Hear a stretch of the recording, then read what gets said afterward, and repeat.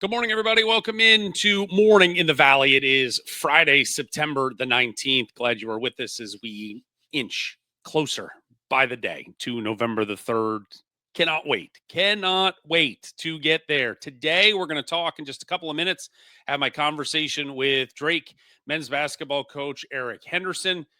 Got a chance to catch up with Coach Hendo yesterday morning, so we'll talk with him about first few months on the job there at Drake and sort of some expectations that he's got for year number one in Des Moines. We will also, when I get done here today, we're going to have a couple conversations that we're going to bank for next week. We're going to talk with Murray State senior big man Fred King. We'll also talk with the reigning and defending Missouri Valley Conference Defensive Player of the Year, Connor Turnbull, out of Evansville. So we'll bring those interviews to you coming up next week. If you haven't done so already, please swing on by YouTube, search out Morning in the Valley, subscribe for free to our program there. Like, share, comment, all that stuff. We've got all our past shows, interview clips, and the like, all sorted by school. So you can go find your favorite school and binge on Morning in the Valley. So appreciate all of your support in that. All right, let's get to some headlines of the day. And our friends at the Field of 68 started a new mid-major show that they will, and our friend Rocco Miller part of that show, but they released yesterday their mid-major top 25 poll, and the Missouri Valley Conference is very much a part of that top 25 poll. Now, the poll, there's a little fuzzy math. It's not maybe the normal mid-major poll because they the conferences they pull out of that, they have the power conferences, and I think they call them the mid-major plus leagues, like the Big East, the A10, the Mountain West, and so on. But regardless, Missouri Valley, part of their methodology for this mid-major poll. And again, 6 teams in the poll. And number one, the Liberty Flames are number one there on the board. They were 28-7 last year, went to the NCAA tournament, but really probably no surprise to anybody. It is Illinois State, who we all believe will be the preseason pick when the official Missouri Valley Conference preseason poll comes out, which again, today is the day voters have to get their picks in. So we're hoping maybe Monday, maybe Tuesday, we will have that first preseason ranking, which I know will just be chiseled in stone and everyone can be happy, mad, sideways about it, whatever they would choose. But to Illinois State, number 3 there on the poll. One that maybe surprised me a little bit is Bradley at number 6 overall. And maybe I'm only surprised because of what we saw from the Blue Ribbon yearbook that had Bradley at number 5 and in the conference. And so sort of just the disparity between 2 and 5. I thought 5 was probably too low, maybe 2's a little bit too high. In the end, it'll all bear itself out here soon enough. But Bradley coming in 6th. In the second half of the poll, a whole bunch of Valley folks, and that starts with Murray State at 12. You have Northern Iowa at 14, Belmont at 15, and I think that as much as anything just sort of speaks to it is going to be a logjam. I'm going to be very surprised if we get through this season and we get another year where a team like Drake is able to just really run the table in a lot of ways. I mean, they lost a couple times in the conference, and there was some semblance of a race until the final week or two. But in the next breath, it was like they were really the head and shoulders number 1 team last year. And when you go 31-3, I think is what they ended up, that's going to happen. But in the end, when I'm going to be hard pressed to think we're going to have a rabbit in the league that's going to run away from everybody. I think it's going to be a lot of parity. And maybe for the detriment of the league in terms of trying to be a multi-bid league and try to get 2 teams into the NCAA tournament, because you're going to beat up on each other because you've got so many good teams. But again, Racers at 12, Northern Iowa 14, Belmont at 15, and then Drake comes in at 25, which is again to go back to the Blue Ribbon comparison, where the Blue Ribbon had Drake at 7, and it's just like, okay, I get it. It's like, I get it, where you got a new coach, you've essentially got an entirely new roster, you're starting all over. And look, Murray State, brand new coach, an entirely new roster, and the Racers, at least in this poll, getting a little bit benefit of the doubt to be 12th overall. I mean, I think that in the end, and yesterday in that mid-major show where Rocco Miller talking about the investment schools are making, and he kind of like slipped. He's like, nobody spent more money than Murray State this year. Is that true? I don't know, but certainly the Racers are coming after this with this new revenue share era we live in. But I was just like, look, Drake's been to the tournament 3 years in a row. I think 4 of the last 5. I just felt a little dismissive to have them all the way down to 25. Again, it will all bear out. We'll talk with Eric Henderson coming up here in just a couple of moments. Speaking of Murray State, the Racers yesterday announcing they intend to retire the jersey of Isaac Spencer, played for the Racers from 1997 to 2001. Murray State trying to kind of shift away from, not an impossibility anymore, but trying to shift away from the retirement of numbers, now retiring jerseys. Because look, in the end, you're starting to run out of numbers that have been retired. Cameron Paynes was the last. His number 1 retired just a couple of seasons ago. But Isaac Spencer, an outstanding career for the Racers. Playing for both Mark Gottfried and Tavester Anderson, again, 1997 to 2001. In his career, 2,248 points, 962 rebounds, 352 assists. Dating back to 1957, thanks to our friends at StatHead, he is one of 4 players in college basketball, essentially in the last 70 years, that have put up those numbers, all around numbers. And when you look at the other 3 on that list, Oscar Robertson, Larry Bird, and Lionel Simmons. That's pretty okay company for Isaac Spencer. Part of 3 Ohio Valley Conference championship teams, got to the NCAA tournament twice in 1998 and 99. That jersey retirement ceremony will be December the 6th when the Racers host Bellarmine. Isaac Spencer's going to be in town already because they will be, Murray State will be presenting championship rings to that 1999-2000 OVC championship team on the 25th anniversary of their championship season. For whatever reason, never got championship rings back then. They're going to right that wrong coming up December 6th. And while they are there, they'll hang number 31 up in the rafters. Some sad news to pass along this morning. Mike Reese, the Hall of Fame former radio play-by-play great there at Southern Illinois, passing along the news that former Saluki Eldon Bigham has passed away at the age of 83. Ed Bigham played for the Salukis from 1962 to 1964, was the Salukis free throw percentage leader back in 1964. Played 81 games there at SIU. He's from nearby Pinckneyville, Illinois. Went into a coaching career, was an assistant coach at SIU Edwardsville at one point, was the athletic director at SIUE as well from 1978 to 1983, but certainly want to pass along our condolences to his friends and family and the entire SIU basketball community as Eldon Bigham has passed away at the age of 83. All right, time to welcome in our guest of the day, and that is Eric Henderson, the head coach of the Drake Bulldogs. Again, a successful run at South Dakota State, and now I'm going to try to follow some very big footsteps. The last couple of years, obviously, Darren DeVries flipped that program around there in Des Moines. Ben McCollum came in for 1 year for the Division II ranks, and Drake was really the mid-major story of the season last year. He has, of course, moved on to Iowa, and now Coach Hendo are going to try to get the Bulldogs back to the NCAA tournament for a 4th consecutive season. So here is my conversation from yesterday with the head coach of the Drake Bulldogs. Here is Eric Henderson. He is Eric Henderson. He is the head coach of the Drake Bulldogs, a now proud member, maybe proud member of the 2-time club here on Morning in the Valley. Coach, good to see you again. How has life changed in the last, or maybe slowed down is the better way to put it, in the last 5 months since we last talked? Well, good morning, Jeff. And it is a proud member, that's for sure, pal. But no, it's life is good. Obviously, it's been a whirlwind, and I'm proud to be a Drake Bulldog as well. And just the excitement, the energy continues to swell here in Des Moines. And I love our group of guys. It's certainly been a fun summer being around them and working to get better every day. My family's settling in, and so it's not always easy, but life is always good.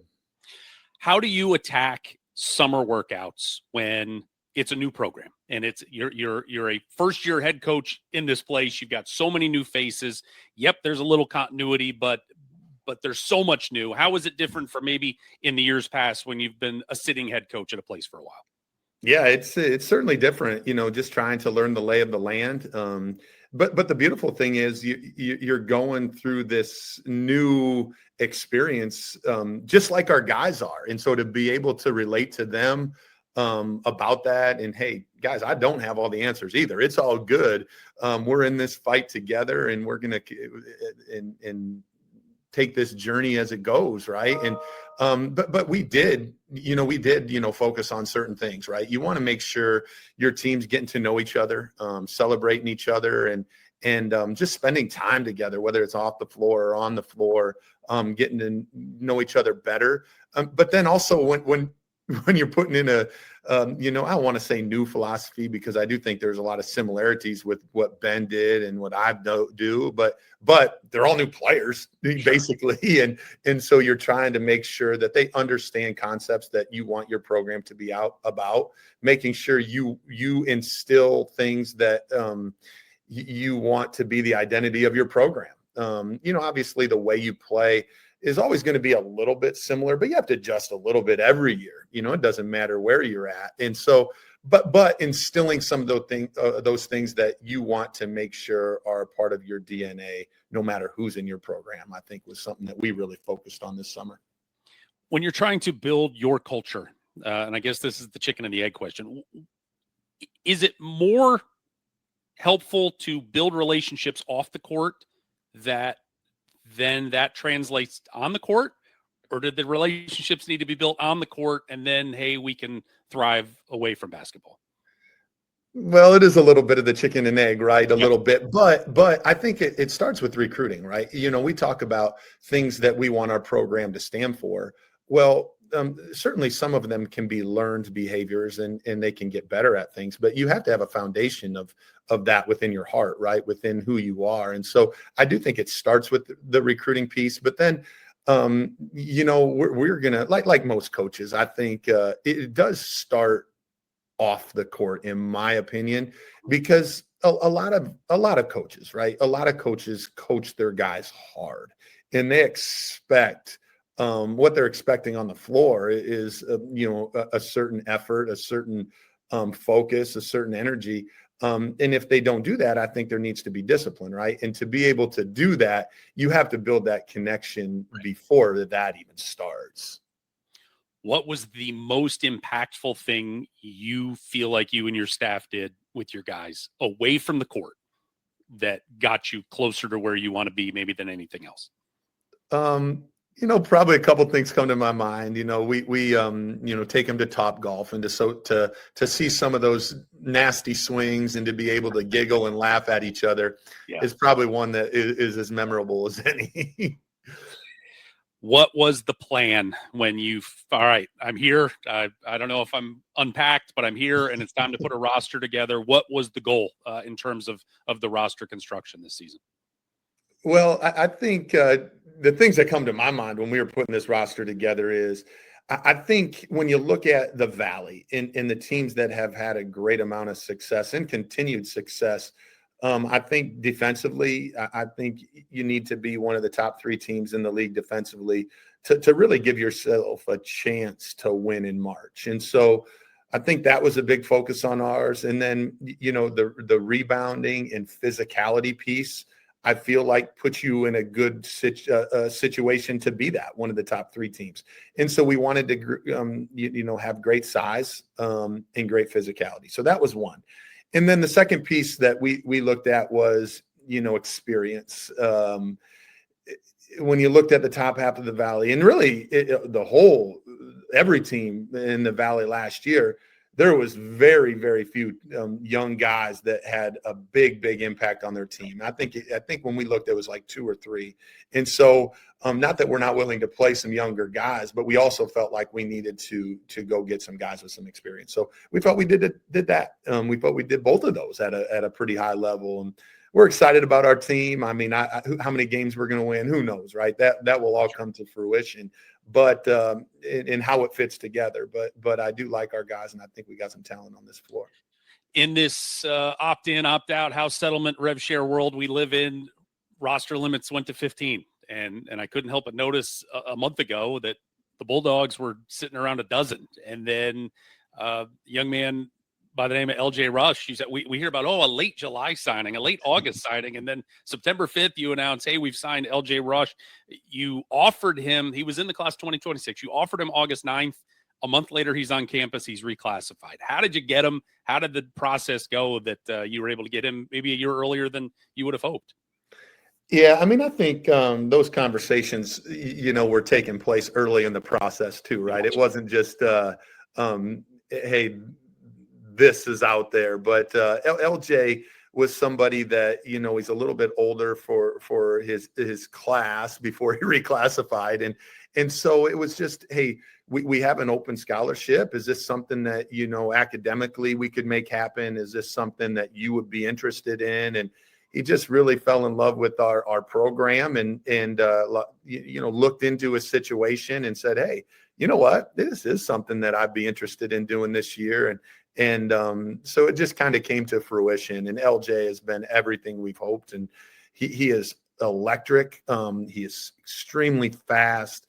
The thing that we really like about him the most is he's a very selfless player. He's a great passer. He's extremely athletic. I know he's not the biggest of stature, but he can go poke on somebody. And so that part's fun, right? We wanted some athleticism, some dynamic ability, and he certainly has that. Can we officially say your roster is complete for 25-26? Will there be any October surprises at this point, since you have some room? That seems a little late to me, so I think we'll be put. We'll just stay put for now. Hey, it's a new world. You never know. Amen there, buddy. Owen Larson, a young man that played for you at South Dakota State, tore his ACL back in February, I guess it was. Here we are, September. I know the medical advancements we've made. I'm sure he's ready to go. Where are you at with his availability for November and maybe sooner? Yeah, Owen's had a terrific summer, and he's such a team-oriented guy, and I know he didn't do really anything with our guys this summer as far as playing, but the connections that he was able to build, the relationships that he was able to build, and especially when you're a point guard in that position, when you have the ball in your hands as much as Owen does, to build those relationships is huge. And so just seeing him active on the sidelines and stuff like that and building those connections with his teammates will go a long ways, in November and December and even in league play, right? Because we fully expect Owen to be ready to go. Owen's, involved in our workouts ever since we got back. And so we're excited about him. Is he going to be full go the first tip, November 3rd? Time will tell, right? But I know we have some very, very high expectations and excitement for Owen Larson for this year's team. Speaking of November 3rd, going back to South Dakota, to Sioux Falls to play in the Field of 68 opening day marathon against Northern Arizona. How did you, two parts. First, going back to South Dakota right out of the jump, how's that feel for you to go back and I'm sure see a lot of familiar faces? Yeah, I mean, it's not something necessarily that I just was like super, super excited for. And it has nothing to do with, my time there, because I loved every second there, right? But when you do make a decision like I did, sometimes you need to break that. But it was just too good of an opportunity to pass up. And the exposure that event gives our program, the quality of opponent that we get to play on a neutral site they were all just too good to pass up. And it is, it's not that I'm not excited to go back, because I have so many friends back there and I'm thankful for the opportunities that I was allowed back there. And so that all is pretty cool. It's just, you're looking what's best for our team. And eventually we decided, hey, we've got to do this. I talked with Rob Doster from the Field of 68 last week, and he said, he said, I have got so much more respect for the guys involved with scheduling now, because he's like, it's such every coach, I want this, I want to play this team, I want to play, this level of team in this location. How did your involvement in it happen? Did you guys reach out? They reach out to you, and what sort of negotiations took place to land on that day, that game, that place? Well, a couple of years ago when it started, Jeff and Rob and I, they were asking South Dakota State to be involved in it, and they weren't sure where they were going to have it. And so, we started to have conversations. I was able to get them connected, with the Pentagon, and because it's an incredible environment, it's an incredible venue to play at, and just the things that they have available to them, it can make the production extremely high quality. And so, my involvement in it probably started 2 years ago. and then, when I was able to take, got the Drake job, Jeff, I think, reached out to me almost immediately and said, Hendo, we've got to get the Bulldogs into this thing. And I'm like, oh, I don't know, too soon. But it all goes back to what you talked about, Jeff, the difficulty in scheduling, and especially at, a place like ours. And so we were looking for a neutral site game, and it fit into our schedule. And obviously the product that Jeff and Rob put together, and then playing in the environment, the venue it's a great experience for our guys. And so it just kind of fell into place. Non-conference schedule, 7 home games, always great. You get an opportunity to go to Destin and play some power schools, starting off with LSU. What goals did you have for a non-conference schedule? And in the end, how many of those boxes were you able to check? Yeah. Couple goals. Number one, play as many home games as we possibly can. And to get to that number, I think is pretty good. Very, very happy about that. So check, right? One goal met. And then, challenge ourselves as well, and on the road and in some neutral site games. And obviously LSU, like you talked about, in Destin, and then on the other side, Georgia Tech and DePaul. We know both of those games, whoever we play, will be extremely challenging. And then going to Charleston, I thought was a great challenge for us as well. So glad we were able to get them on our schedule. And anytime we can get a home and home with a quality opponent like that is a huge deal. And so going out there will be very, very difficult, but we do get them in Des Moines next year. So that's awesome. And then to be able to play UAB at home on the back end of one of those, road home and homes is great, because I didn't even have to go there. So that makes it even better. But yeah, very, very happy with our schedule and how we were able to put it together. Being able to get quality home games and being able to challenge ourselves were really two of the things that we looked at. How different was scheduling at Drake as opposed to South Dakota State? Not a whole lot. I mean, very, very difficult to get games at both places. Being able to get some home games into the Knapp Center was huge for us. And so, but both places, honestly, Jeff, are very hard to schedule at. Any highlights from your first Missouri Valley Conference coaches meeting when you got to go sit in the same room with the old guard? Yeah, I mean, I don't know about highlights. It was just reassuring to know that two things. Number one, they're great dudes. Like, at the end of the day, we're going to want to beat each other's brains in when it comes to being on the basketball floor. I think very, very competitive, right? But they're just they do seem to have an approach of, hey, we want to continue to help this league as a whole and continue to fight for that. And I had a great appreciation for that. And then number two is, just I've gone back and watched, several games as well. And just the quality of coaching is at a high level is probably the two things that really come to my mind when you ask that question. We have reached the time of the year where we are dying for preseason polls and preseason rankings and all of that. And from the conference, it's coming soon enough. The Blue Ribbon college basketball yearbook came out a week or so ago, and I almost choked on my water when I saw the Drake Bulldogs coming in at number 7, a team that's been to the tournament 3 years in a row. I'm sure you would be just as happy to be 7th than 1st. I'm sure there's a bulletin board or 10 that has been tacked up on around the facility. Any comment that you may have about the Bulldogs being 7th in the Blue Ribbon preseason poll? I don't know. Like I said, I really don't put a lot of stock into that, Jeff, and Fair enough. whether it's bulletin board material or not, I really don't even think about it. It certainly may be mentioned later, but we're not going to mess with that right now. It's just, there's it speaks to the quality of our league probably more than anything. I just think, there's good coaches and good players, and so I have a lot of respect for that. But I know one thing that I'm focused on, and that's our squad. And I love our group of guys. I tell you this much, I'm not trading our group for any other group. I love being around them every day. I do know that they're very competitive. I think we got some great versatility. And so we'll be ready to go every time we step on the floor. On the Coach Speak bingo card, you just hit every box. Congratulations. Well done. Biggest priority today, moving towards November 3rd as practice. I'm assuming you guys start next week, maybe Monday with first official practice. What's the biggest priority for you with this bunch? That's pretty easy. Stay healthy, man. Just keep our guys healthy. I like I said, I do.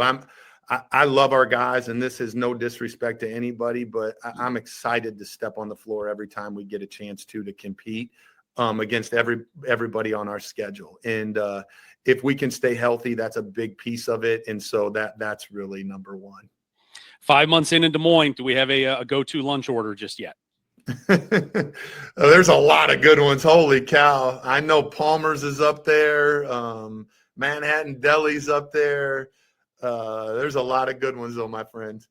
All right. Well, I'm taking notes. I'll be up there at some point this season. So I'm asking for me as much as anybody. Yeah. So. Lucky Horse right next to campus is a big time spot too. So wonderful. Wonderful. Eric Henderson, head coach of the Drake Bulldogs. I appreciate the time very much this morning, and hopefully we can talk again very soon. Well, I appreciate all you do for our league, Jeff. You have a great rest of the day. There is Eric Henderson, and I guess the great takeaway for me is that the enthusiasm, just the energy of everything was not a press conference, introductory press conference fabrication. That is just him. And certainly just again, feels like the Drake program, you always worry every time there's a change. Man, we got a good coach. We got a great coach. And then he leaves. And what do we have coming in next? And it's like, well, from DeVries to McCollum, that worked out fine. And now McCollum to Henderson, you're like, yeah, I think it's going to be okay. I think it's going to be okay. So I did appreciate his tap dancing around that Coach Speak bingo card about Drake being 7th. But I think he nailed it. And and to kind of go back to the opening comments about the Field of 68 mid-major poll is just there is going to be a cluster at the top. And I feel like the cluster at the top is going to become a cluster that really drifts down towards the middle of the league. It is going to be, I will be shocked if this is not an all-out just fist fight for one of those, I guess now the top 5 seeds and the first round bye, so you're not playing on Thursday in St. Louis. It will be a fist fight. I mean, there's 2. I mean, it's the fight at the top, and then there's that fight for the 5-6 line and trying to make sure you're above it and you don't have to play until Friday. It is going to be a great year. And again, just from the perspective and looking through the prism of let's try to get this back to a multi-bid league. You just hope that so much parity does not sort of sabotage that and sink that possibility. But we will find out soon enough. Again, today is the day. The Missouri Valley Conference preseason poll votes are due. So we anticipate that being released next week. Again, a reminder that this year there will be no preseason, all preseason teams, no preseason players of the year, anything of that ilk. The conference has decided to move away from that. And again,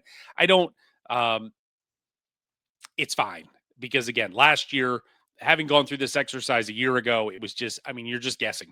I mean, once you get past the first handful of returners that are back and are going to be good players and were good players last year, and you expect the same this year. After that, you are just guessing. And so to move away from that, fine. Each school is going to have their own watch list that they're going to put out, and that's fine. But we will get a preseason poll, and don't know when that will be next week, but presume it will be Monday or Tuesday, and we'll be ready to roll. So again, coming up in just a couple of minutes, I'll be talking with Murray State senior forward Fred King. We're going to talk with Evansville senior forward Connor Turnbull, the reigning defending Missouri Valley Conference Player of the Year, and we'll have those interviews for you coming up next week. But as for today, thanks for being with us. If you haven't done so, please go to YouTube and subscribe to the program for free. Morning to the Valley. Subscribe, hit the little notification bell so you know when we are going live in the off season here, Monday, Wednesday, Friday at 9 a.m. But once we are now 45 days away from go time, and that live bell will be ringing a lot more frequently here at Morning in the Valley. All right. Glad you're with us today. Have a wonderful Friday. Have a wonderful weekend. And we will see you Monday morning right here on Morning in the Valley.